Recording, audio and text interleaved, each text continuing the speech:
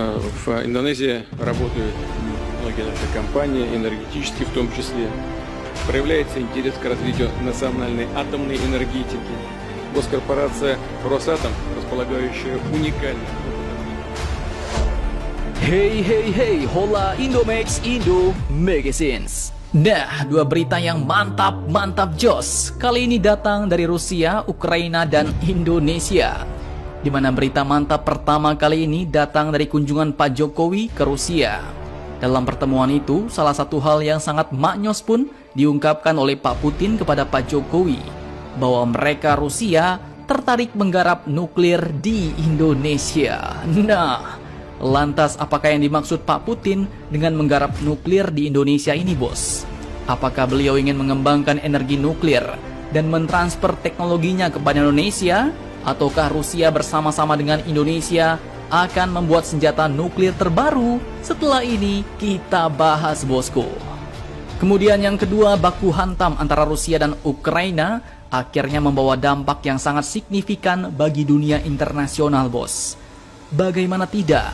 Setelah perang berlangsung dan sanksi dijatuhkan secara bertubi-tubi, salah satu contohnya yang cukup terkena dampak adalah batu bara Indonesia pun sampai diborong, bahkan berani diangkut negara-negara Eropa dengan harga tinggi. Artinya kini terjadi krisis energi global. Dan tahukah kalian bahwa kemarin Presiden Zelensky Ukraina pun telah mengajak para perusahaan dan para ahli-ahli di Indonesia untuk ikut menggarap proyek ekonomi terbesar sepanjang sejarah Ukraina di Eropa. Nah, mega proyek apakah yang dimaksud Pak Zelensky kepada Indonesia, yang kabarnya bahkan sampai membuat netizen-netizen Ukraina julid kepada Indonesia? Penasaran beritanya? Cus! Tanpa banyak bacor, mari kita bahas beritanya satu persatu, bosku. Oke, berita pertama kali ini datang dari Rusia untuk Indonesia.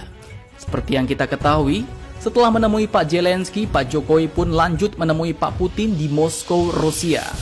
Dalam pertemuan itu, Presiden Putin pun menyambut baik kedatangan Presiden Jokowi di Istana Kremlin. Banyak hal yang disampaikan Pak Putin, bahkan beliau pun juga mengutarakan keinginannya alias niatnya untuk membantu Indonesia dalam mengembangkan nuklir di negara Indonesia. Mantap jos nih, bos. Dalam pernyataannya, Pak Putin pun mulai menyebut kerjasama untuk pengembangan nuklir di Indonesia. Sebab di Indonesia ada banyak perusahaan Rusia yang beroperasi. Saat kedatangan Pak Jokowi, Pak Putin pun mengatakan bahwa banyak perusahaan kami, termasuk perusahaan energi yang beroperasi di Indonesia, dan ada ketertarikan untuk mengembangkan industri tenaga nuklir nasional. Di mana artinya di sini Rusia pun berminat mengembangkan industri tenaga nuklir di Indonesia, bos, yang nantinya dapat dipakai sebagai pembangkit energi listrik untuk Indonesia. Mantap jos. Seperti yang kita ketahui bersama, negara Rusia sendiri adalah salah satu negara pemilik nuklir.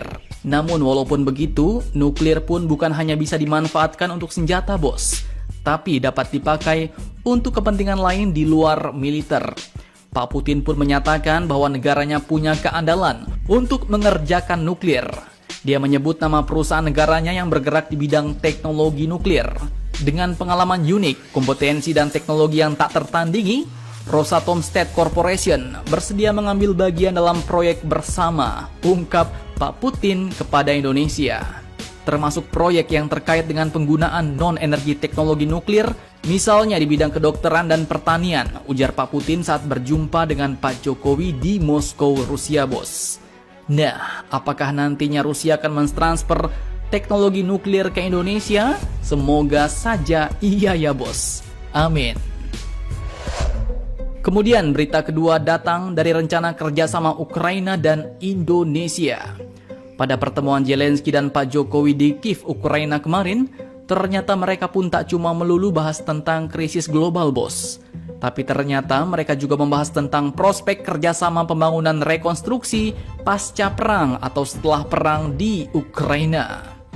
Dalam pertemuan itu, kabarnya Pak Zelensky pun mengajak kalangan usahawan dan perusahaan-perusahaan di Indonesia untuk membantu rekonstruksi alias membangun kembali Ukraina usai agresi militer Rusia. Nah, apakah Indonesia nantinya bakal banyak menggarap proyek-proyek bangunan di Ukraina? Admin pun kurang tahu, bos. Pasalnya Pak Zelensky dalam keterangan persnya pun menyatakan bahwa saya mengundang Indonesia, perusahaan-perusahaan Indonesia dan para ahli Indonesia untuk bergabung dalam implementasi proyek ini.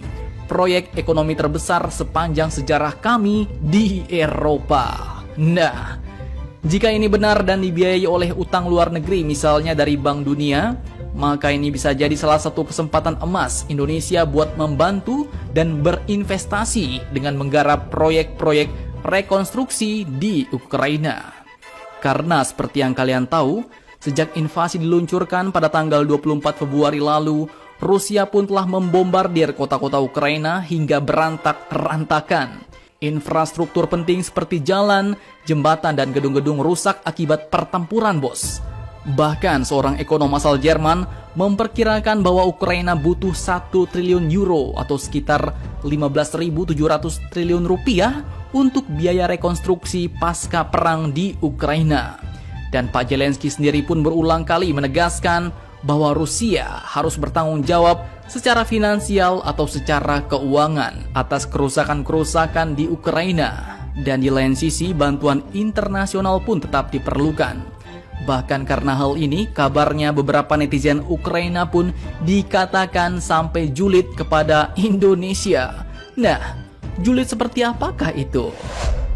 Oke, admin kutip dari pikiranrakyat.com yang mengutip lagi dari Twitter outlet media lokal Ukrinform mewartakan bahwa ternyata banyak netizen Ukraina berkomentar sinis terkait pertemuan Pak Jokowi dan Pak Zelensky di Ukraina. Mulai dari komentar soal Indonesia yang sedang menjalankan standar ganda, punya misi terselubung, hingga dianggap akan mengambil pekerjaan warga Ukraina terkait bantuan pembangunan infrastruktur pasca perang. Di mana salah satunya ada yang berkomentar, di Ukraina pengangguran ada sekitar 50%. Betapa senangnya mengetahui bahwa seseorang ingin mengambil pekerjaan kita, yang maksudnya adalah proyek rekonstruksi besar-besaran di Ukraina tadi, bos. Bahkan ada juga yang mengatakan bahwa ini bukan niat membangun sungguhan, ujar salah satu netizen. Nah, walaupun ada yang nyinyir, tetapi ada juga yang tetap memberikan tanggapan positif terhadap pertemuan Jokowi dan Zelensky di Ukraina. Karena yang seperti kita ketahui, kunjungan Pak Jokowi ke Ukraina ini adalah wujud kepeduliannya terhadap dampak perang bagi kemanusiaan. Dan mari kita doakan agar perang di Ukraina cepat selesai dan kembali damai. Amin. Akhir kata, seperti biasa, admin ucapkan tetaplah kalian barbar dan jangan santuy terus. Demi Indonesia maju, salam Indomax, Indo Magazines.